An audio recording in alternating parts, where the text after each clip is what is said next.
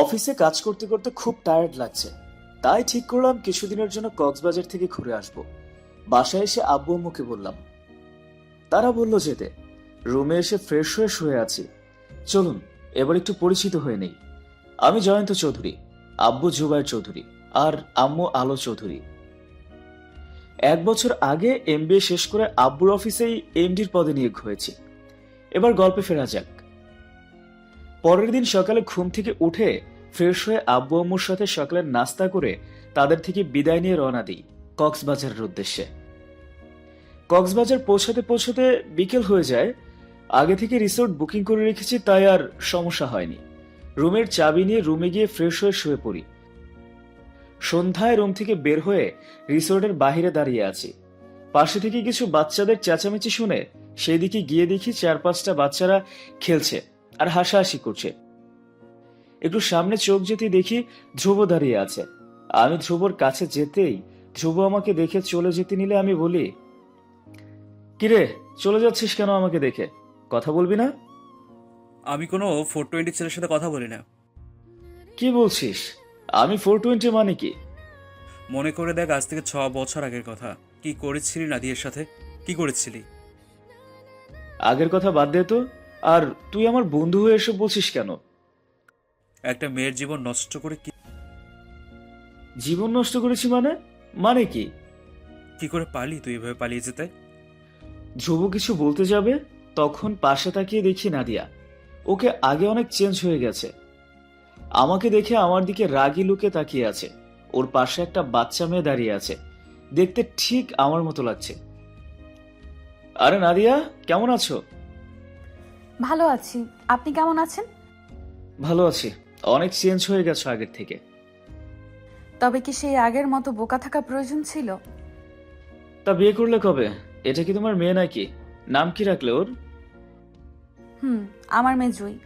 আচ্ছা, অনেক রাত হয়ে গেছে, রুমে যেতে হবে। বলেই নাদিয়া জুইকে কোলে নিয়ে চলে যায়। ধ্রুব চলে যেতে নিলে আমি ডেকে বলি, ধ্রুব, তখন কেন বললি আমি নাদিয়ার জীবন নষ্ট করেছি? নাদিয়া তো বিয়ে করে ভালোই আছে। কে বললো নাদিয়া ভালো আছে আর নাদিয়া বিয়ে করেছে? তাহলে ওর মেয়ে আসলো কোথা থেকে বিয়ে ছাড়া? জুই তোর মেয়ে। আমার মেয়ে মানে? কি বলছিস তুই? মনে করে দেখ, তোর সাথে নাদিয়ার সেদিন বিয়ে বাড়িতে কি হয়েছিল। বলে ধ্রুব চলে যায়। আমি সেখানেই বসে পড়ি। কি বলে গেল ধ্রুব? সেখানে বসে ভাবতে থাকি আজ থেকে 6 বছর আগের কথা। ফ্ল্যাশব্যাক। ধ্রুবর বোন কণার বিয়ের জন্য আজ ওদের বাসায় এসেছি। এখানে আসতেই হঠাৎ একটা মেয়ের দিকে চোখ আটকে যায়। হলুদ একটা শাড়ি পরেছে, খোপায় বেলি ফুলের মালা, চোখে কাজল, হাত ভর্তি কাচের চুড়ি। চোখ ফেরাতে পারছি না। ধ্রুব এসে আমাকে বলে, কিরে, এমন করে কোন মেয়ের দিকে তাকিয়ে আছিস? দোস্ত, ওই মেয়েটাকে রে, খোপায় বেলি ফুলের মালা, হাত ভর্তি কাচের চুড়ি। নাদিয়ার কথা বলছিস নাকি? দূর শালা, আমি কি নাম জানি নাকি? আচ্ছা, কারোর সাথে প্রেম করে কিনা তুই কি জানিস? না, ও এসব পছন্দ করে না। এই মেয়ের সাথে তো আমি প্রেম করবই করব দোস্ত। তুই একটু হেল্প করিস দোস্ত। তুই সিরিয়াস জয়ন্ত? বন্ধু, আমি সিরিয়াস। ধ্রুব ঠিক আছে বলে আমাকে নিয়ে বাসার ভেতরে চলে যায়। এরপর রুমে গিয়ে চেঞ্জ করে একটা পাঞ্জাবি পরে বের হয়ে আসতেই কারোর সাথে ধাক্কা লাগে। মেয়েটা পড়ে যেতে নিলে আমি তাকে ধরে তাকিয়ে আছি। এটা তো সেই মেয়েটা যাকে এক দেখায় ভালোবেসে ফেলেছি। ভয়ে চোখ বন্ধ করে আছি। হঠাৎ মনে হচ্ছে আমি হাওয়ায় ভাসছি। চোখ খুলে দেখি আমাকে কেউ তার বাহু ডোরে বেঁধে রেখেছে। ছেলেটার দিকে তাকিয়ে আমি হা করে আছি। কিউট আর স্মার্ট একটা ছেলে আমাকে ধরে আছে। আমাকে এভাবে তাকিয়ে থাকতে দেখে ছেলেটা বলে, কি মিস, এভাবেই কি আজকে সারা রাত থাকার ইচ্ছা আছে নাকি? ছেলেটার কথা শুনে লজ্জা পাই। তাড়াতাড়ি করে নিজেকে ছাড়িয়ে উঠে বলি, আপনি কে? এর আগে এখানে তো কখনো দেখিনি আপনাকে। আমি ধ্রুবর বন্ধু, বিয়েতে এসেছি। আপনি কি কনার বান্ধবী নাকি? আপনি জানলেন কি করে আমি কনার বান্ধবী? না, এমনি মনে হলো আর কি। আচ্ছা, এখন চলুন হলুদের অনুষ্ঠানে যাওয়া যাক। চলুন। আরে, আপনার নামটাই তো জানা হলো না। আমি জয়ন্ত। আর আপনি নাদিয়া, রাইট? আপনি আমার নামও জানেন কি করে? আপনাকে প্রথম দেখায় ভালো লেগে গেছে আর ভালোবেসে ফেলেছি। আর যাকে ভালোবেসে ফেলেছি তার নাম তো জানতেই হয়, তাই না? আপনি তো আমাকে চেনেন না, তো কি করে ভালোবেসে ফেললেন? আপনার নাম নাদিয়া রহমান, আব্বু নাজমুল রহমান। আপনার আম্মু নেই। আপনি এবার মাস্টার্স থার্ড ইয়ারে পড়ছেন। এত কিছু জানা হয়ে গেছে আমার সম্পর্কে এর মধ্যে। ভালোবাসি যাকে তার সম্পর্কে তো খবর নিতেই হয়। আর শুনুন, ও বাকি ছেলেদের মতো পেছনে ঘুরবো এটা আমার ভালো লাগে না। আমি আমার মনের কথা বলে দিয়েছি। আপনি হলুদের অনুষ্ঠান শেষ হলে বলে দিয়ে আপনার উত্তর কি, জাস্ট এতটুকুই। এখন চলুন, হলুদের অনুষ্ঠান শুরু হয়ে গেছে বলেই ওনার সাথে চলে আসি হলুদের অনুষ্ঠানে। পাশাপাশি দুজনে বসে আছি। এতদিন এমন একজনকে তো খুঁজেছি যে সরাসরি আমার কাছে এসে আমাকে বলবে ভালোবাসি। আজ আমি ঠিক তেমন একজনেরই দেখা পেয়েছি। অনুষ্ঠান শেষ হলেই আমিও বলবো আমি আপনাকে ভালোবাসি। এরপর দেখতে দেখতে হলুদের অনুষ্ঠান শেষ হয়ে যায়। আমি ধ্রুবর সাথে দাঁড়িয়ে কথা বলছি, তখন পেছন থেকে নাদিয়ার ডাক। জয়ন্ত শুনছেন? এদিকে আসবেন, কথা ছিল একটু। আমি ধ্রুবকে আসছি বলে নাদিয়ার কাছে এসে বলি, বলুন, কেন ডাকছেন? ভালোবাসাকে কাছে ডাকতে সবসময় ভয় করত, কিন্তু আপনাকে দেখার পর কেন জানি ভালোবাসাকে আপন করে নিতে ইচ্ছে করছে। কিন্তু ভয় হয় যদি আপনি আমাকে ছেড়ে চলে যান কখনো। ভালোবেসে যেই মন দিয়েছি তোমায়, তোমার মনের ছোঁয়ায় এখন আমার বেঁচে থাকার কম্পন। কথা দিলাম কখনো তোমাকে ছেড়ে যাব না। হাত ধরিয়া তুমি আমার বুক ভরে দাও সুখে, সুখের স্বপ্ন এঁকে দাও আমার দুটি চোখে। ফাল্গুনেরও আগুন যে উঠল জ্বলে তোমায় দেখায়, সারা জীবন পাশে থেকো। মন কেড়ে নিলা, আমার সাথে প্রাণও কারিয়ে নিলা। ফুলের সাথে খেলা করে ভ্রমর দিবস রাতে, পিরিতিরি বাঁধন যে হায় রাখবে বেঁধে তোমায় আমায় একই নিঃশ্বাসে। বলতেই নাদিয়া আমাকে জড়িয়ে ধরে, আমিও শক্ত করে জড়িয়ে নিই। শুরু হয় আমাদের ভালোবাসা। পরের দিন বিয়ের অনুষ্ঠান শেষ হয়ে যায়। আমি আর নাদিয়া একটা রুমে পাশাপাশি বসে আছি। আমি ধীরে ধীরে নাদিয়ার হাত ধরে আমার কাছে এনে ওর ঠোঁটে কিস করতে গেলে নাদিয়া বলে, বিয়ের আগে এসব কি ঠিক হবে জয়ন্ত? আমার খুব ভয় করছে। কিছু হবে না। আর আমরা কিছুদিন পর তো বিয়েই করে ফেলবো, তাই না? তবু আমার ভয় করছে যদি তুমি আমাকে ভুলে যাও। আমার শেষ নিঃশ্বাস পর্যন্ত আমি তোমাকে ভুলবো না বলেই চার ঠোঁট এক করে দেই। এরপর ধীরে ধীরে দুজন নিজেদের কন্ট্রোল হারিয়ে ডুবে যায় এক অতল সাগরে। পরের দিন সকালে ঘুম থেকে উঠে গোসল করে এসে জয়ন্তকে খুঁজছি, কিন্তু কোথাও দেখছি না। ধ্রুব ভাইয়ার কাছে গিয়ে বলি, ভাইয়া জয়ন্ত কোথায়? ওকে কোথাও দেখছি না যে। জয়ন্ত তো একটু আগেই চলে গেল। কেন, কি হয়েছে? কি? জয়ন্ত চলে গেছে? কিন্তু আমাকে তো কিছু বলে গেল না। ওর কথা ভুলে যাও। অমনি লাভার 420 420 সবার সাথে কিছুদিন ভালোবাসার অভিনয় করে চলে যায়। ধ্রুব ভাইয়ার কথা শুনে মাথায় আকাশ ভেঙে পড়ে। কিন্তু ভাইয়া জয়ন্ত তো বলেছে আমাকে ও ভালোবাসে আর বিয়েও করবে। ভুলে যাও এসব, সবাইকে এসব বলে। তাহলে কাল রাতে আমার সাথে ও যা করেছে ওইসব কি ছিল? সবার সাথে কি জয়ন্ত শারীরিক সম্পর্ক করে? কি? তোমার সাথে জয়ন্ত শারীরিক সম্পর্ক করেছে? কিন্তু এর আগে ও কোনো মেয়ের সাথে তো এসব করেনি। কথা বলতো, ঘুরতে যেত, আর কিছুদিন পর পর ছেড়ে দিত। এসো আমার সাথে, আমরা জয়ন্তর বাসায় যাব। এরপর ধ্রুব ভাইয়ের সাথে জয়ন্তদের বাসায় গিয়ে দেখি দরজায় তালা দেওয়া। আশেপাশের লোকজনকে জিজ্ঞেস করলে তারা বলে কালকেই নাকি এখান থেকে তারা অন্য কোথাও চলে গেছে। আমি সেখানেই বসে কান্না করে দিই। ধ্রুব ভাইয়া আমাকে সান্ত্বনা দিয়ে বাসায় নিয়ে আসে। এর 3 মাস আমি কনসিভ। আব্বু সেদিন প্রথমবার আমার গায়ে হাত তোলে। আমি আব্বুকে সব বলি। সব শুনে আব্বু অ্যাবর্শন করার কথা বলে, কিন্তু আমার মন কিছুতেই সায় দেয়নি আমার সন্তানকে নষ্ট করতে। পাপ যা করার আমি করেছি, সেই পাপের শাস্তি আমি আমার সন্তানকে দিতে পারি না। আব্বু আমার সাথে কথা বলে না। ধ্রুব ভাইয়াকে সব বলি, সব শুনে সে আমাকে তাদের বাসায় নিয়ে যায়। এইভাবেই দেখতে দেখতে কেটে যায় আরো 7 মাস। আমার কোল জুড়ে আমার ছোট্ট জুই আসে। ওকে নিয়েই বাকিটা জীবন কাটিয়ে দেব ঠিক করি। জুইকে নিয়েই কেটে যায় 5 বছর।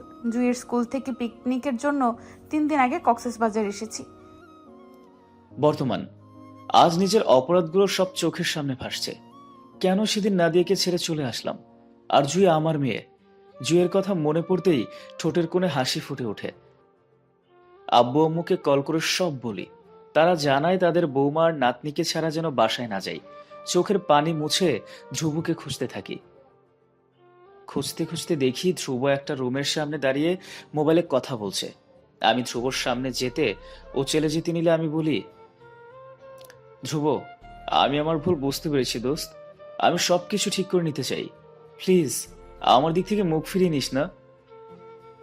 এতগুলো বছর তুই কোথায় ছিলি? একবার মনে পড়েনি নাদিয়ার কথা? মেয়েটাকে যদি ছেড়েই চলে যাবি, তবে কেন মেয়েটার সাথে শারীরিক সম্পর্ক করেছিলি? তুই জানিস তোর জন্য মেয়েটাকে কতটা লাঞ্ছনা, গঞ্জনা, আঘাত সহ্য করতে হয়েছে? আমি সব বুঝতে পারছি ধ্রুব, ভুল হয়ে গেছে আমার। প্লিজ একবার সুযোগ দে আমায়। আমি নাদিয়াকে আমার স্ত্রীর মর্যাদা দিয়ে আমার বাসায় নিয়ে যেতে চাই। দেখ, আমি বললেই হবে না। যদি নাদিয়া চায়, তবে সবচেয়ে বেশি খুশি আমি হব। মেয়েটা অনেক কষ্ট করেছে এই 6 বছরে। তুই শুধু বল নাদিয়া কোথায়। ধ্রুব পাশের রুম দেখিয়ে দেয়। আমি দরজার সামনে গিয়ে নক করতেই একটু পর নাদিয়া এসে দরজা খুলে আমাকে দেখে দরজা বন্ধ করে ফেলতে গেলে আমি এক হাত দিয়ে দরজা ধরে ফেলি। কিছু সময় দুজনের মাঝে দরজার যুদ্ধ চলে। নাদিয়া শেষে হাল ছেড়ে দিয়ে ভিতরে গিয়ে উল্টে দিকে ঘুরে বলে, কেন এসেছেন এখানে? আমার বউ আর মেয়ে নিয়ে যেতে। আপনার বউ আর মেয়ে? এতগুলো বছর পর আজ বউ আর মেয়ের কথা মনে হলো? নাদিয়া, আমার ভুল হয়ে গেছে। আমি সেদিন বুঝতে পারিনি, কিন্তু আজ আমার মেয়েকে দেখে আমার সেদিন তোমার সাথে করা অপরাধগুলো সব মনে পড়ে গেছে। প্লিজ নাদিয়া, সব ভুলে চলো আবার। চলো আমরা নতুন করে শুরু করি। আমি আর একবার সেই ভুলটা করতে চাই না, যে ভুলটা 6 বছর আগে তোমাকে বিশ্বাস করে করেছি। তোমাকে আমাদের প্রয়োজন নেই। আমি আর আমার মেয়ে তোমাকে ছাড়াই ভালো আছি। এখন না হয় ভালো আছো, কিন্তু কিছুদিন পর যখন সবাই আমার মেয়ের দিকে আঙ্গুল তুলে বলবে ওর বাবাকে, কি বলবে তখন তুমি? বলবো ওর বাবা মারা গেছে। আর সে কখন থেকে তোমার মেয়ে করছো? জুই শুধু আমার মেয়ে, আমি ওর মা আর আমি ওর বাবা। আমি নাদিয়ার কাছে গিয়ে ওর পা জড়িয়ে ধরে কান্না করতে করতে বলি, প্লিজ নাদিয়া, প্লিজ আমাকে একটাবার ক্ষমা করে দাও। প্লিজ আমাকে একটাবার বিশ্বাস করে দেখো। আমি জানি আমার জন্য তুমি অনেক কষ্ট করেছো। তোমার সব কষ্টগুলো আমার ভালোবাসা দিয়ে আমি দূর করে দেবো নাদিয়া। প্লিজ একটা সুযোগ দাও। Please Nadia, please please. Jui নাদিয়ার কাছে এসে ওর হাত ঝাঁকাতে ঝাঁকাতে বলে, মাম্মা, পাপ্পাকে মাফ করে দাও। দেখো, পাপ্পা কান্না করছে। তুমি ঠিক রাতে যেমন পাপ্পার ছবি বুকে নিয়ে কান্না করো, মাফ করে দাও পাপ্পাকে। আজ থেকে আমরা একসাথে থাকবো। নাদিয়া দেখো, দেখো নাদিয়া, আমাদের মেয়েও বলছে এবার তো মাফ করে দাও আমাকে। প্লিজ মাফ করে দাও। জুই আমার কাছে এসে আমার চোখের পানি মুছে দিয়ে বলে, তুমি আর কেঁদো না পাপ্পা, আম্মু তোমাকে মাফ করে দিবে। কিন্তু তুমি আর কখনো আমাদের ছেড়ে যাবে না, কথা দাও আমার মাথায় হাত রেখে। আমি জুইকে কাছে টেনে কপালে একটা চুমু দিয়ে বুকে জড়িয়ে ধরে বলি, না মামুনি, আর কখনো আমি তোমাদের ছেড়ে কোথাও যাব না। আজ থেকে আমরা সবাই একসাথে থাকবো। তখনই রুমে ধ্রুব এসে জুইকে কোলে নিয়ে বলে, একটা সুযোগ দাও নাদিয়া। ভুল তো মানুষ মাত্রই করে। জয়ন্তও ভুল করেছে, আর নিজের ভুলও বুঝতে পারছে। এখন ওকে দূরে ঠেলে দিয়ে আবার তুমি ভুল করো না। আর কিছু না হোক, তোমাদের মেয়ের জন্য হলেও সবকিছু ঠিক করে নাও। বলেই জয়ন্ত জুইকে নিয়ে রুম থেকে চলে যায়। আমি নাদিয়ার কাছে গিয়ে আমার দিকে ঘুরিয়ে চোখের পানি মুছে দিয়ে বলি, আর কখনো ভুল হবে না। লাস্ট একটা চান্স দাও আমাকে। একবার তোমার বুকে ঠাঁই দাও। তোমার বুকে থেকে আমি আর কখনো কোথাও যাব না। নাদিয়া ঠাস করে আমার গালে একটা থাপ্পড় দিয়ে কান্না করতে করতে বলে, কুত্তা শয়তান লুচ্চা, একবারও ভাবলে না আমার কথা? তোমাকে ছাড়া আমি কি করে থাকবো? তোমার জন্য আমাকে কতটা মানুষের লাঞ্ছনা গঞ্চনা সহ্য করতে হয়েছে তুমি জানো? কি করে পারলে তুমি আমাকে এইভাবে রেখে চলে যেতে? ভালোবাসি বলে এইভাবে হারিয়ে গেলে কেন? এরপর আমাকে শক্ত করে জড়িয়ে ধরে, আমিও আমার বুকে শক্ত করে জড়িয়ে নেই নাদিয়াকে। দুজনেই কান্না করছি। বেশ কিছু সময় পর দুজনকে ছেড়ে দিয়ে আমি বলি, কাল আমরা কাজী অফিসে গিয়ে বিয়ে করে বাসায় চলে যাব, বুঝতে পারছো? তোমার বাসায় আমাকে একসেপ্ট করবে তো? তোমার রুমে আসার আগে আব্বু আম্মুকে সব বলেছি। তোমাকে আর জুইকে না নিয়ে গেলে আমার বাসায় যাওয়া বন্ধ বলে দিয়েছে। নাদিয়া আমাকে শক্ত করে জড়িয়ে ধরে। পরের দিন কাজী অফিসে গিয়ে দুজন বিয়ে করে ফেলি। আজ বাসায় চলে যাব। ধ্রুব বলে, অনেক কষ্ট করেছে মেয়েটা, এবার একটু ভালোবেসে আগলে রাখিস। বন্ধু, তাই করব। তোকে কি বলবো সে ভাষা আমার জানা নেই। এতগুলো বছর আমার মেয়ে আর বউকে আগলে রাখার জন্য তুই না থাকলে হয়তো আজ আমাদের আর এক হওয়া হতো না। ভাই হয়ে বোনকে আগলে রাখার দায়িত্ব ছিল আমার। মামা, তুমি আমাদের বাসায় এসো কেমন? ধ্রুব জুয়ের কপালে চুমু দিয়ে ঠিক আছে বলে। এরপর ধ্রুবকে বিদায় দিয়ে আমরা চলে আসি বাসায়। বাসায় আসার আগে আব্বু আম্মুকে কল করে সব বলে রেখেছি, সব আয়োজন করে রেখেছে তারা। বাসার সামনে এসে গাড়ি থামাতেই গাড়ি থেকে নেমে জুই বলে, পাপ্পা, এটা তোমার বাড়ি। এত বড় বাড়িতে তুমি থাকো? এটা শুধু আমার বাড়ি নয় মামুনি, এটা তোমারও বাড়ি। আর আজ থেকে আমরা সবাই এখানে থাকবো। সত্যি পাপ্পা? আজ থেকে আমরা এখানে থাকবো? আমি বলে জুই আর নাদিয়াকে নিয়ে বাসার সামনে এসে দাঁড়াতেই চারপাশ থেকে ফুলের পাপড়ি আমাদের উপর ছিটাতে থাকে। এরপর বাসার ভিতরে বসতেই নাদিয়া আব্বু আম্মু পা ছুঁয়ে সালাম করে। সেটা দেখে জুই আমার কোল থেকে নেমে গিয়ে আব্বু আম্মুর পা ছুঁয়ে সালাম করে। আব্বু আর আম্মু জুইয়ের কপালে চুমু দিয়ে কোলে তুলে নেয়। জুই বলে, তোমরা আমার পাপ্পার আব্বু আর আম্মু, তাহলে আমার দাদুর আর দিদা, তাই না? আব্বু আম্মু হেসে হ্যাঁ বলে। এরপর আব্বু আম্মুর সাথে কিছু সময় কথা বলে রুমে চলে যাই জুই আর নাদিয়াকে নিয়ে। অনেকটা পথ জার্নি করে এসেছো, জুইকে আমার কাছে দাও, গিয়ে ফ্রেশ হয়ে এসো, খাবার খেয়ে রেস্ট করবে। তুমিও তো জার্নি করেছো, এসো তিনজন একসাথে ফ্রেশ হয়ে নেই। মাম্মা, পাপ্পা, তোমরা গিয়ে ফ্রেশ হও, আমি দাদুর আর দিদার কাছে যাই। বলেই নাদিয়ার কোল থেকে নেমে চলে যায় আব্বু আম্মুর কাছে। আমি নাদিয়াকে কোলে তুলে নিয়ে ওয়াশরুমে চলে যাই। এরপর দুজনে ফ্রেশ হয়ে এসে খাবার খেয়ে শুয়ে আছি। জুই আব্বু আম্মুর কাছে ঘুমাবে বায়না করে, তাই রেখে এসেছি। দুজনে পাশাপাশি শুয়ে আছি। আমি বলি, আচ্ছা আমাদের জুইয়ের জন্য একটা ভাইয়া আনলে কেমন হয়? আদর করতে ইচ্ছে করছে সেটা বললেই পারো, এত বাহানা করার কি আছে? ঠিক আছে, তাহলে বাহানা না করে সোজা অ্যাকশনে নেমে পড়ি। বলেই নাদিয়ার উপরে উঠে কপালে গালে চুমু দিয়ে 4 ঠোঁট একসাথে মিশিয়ে দিই। এরপর ধীরে ধীরে আবার আজ 6 বছর পর দুটি মনের সাথে সাথে দুটি দেহ এক হয়ে যায়। আর কত শুনবেন বলুন তো? এবার তো একটা লাইক আর কমেন্ট করে দিন।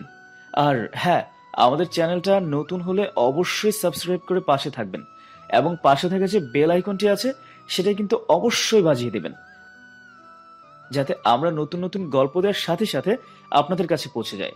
ধন্যবাদ সবাইকে, টাটা।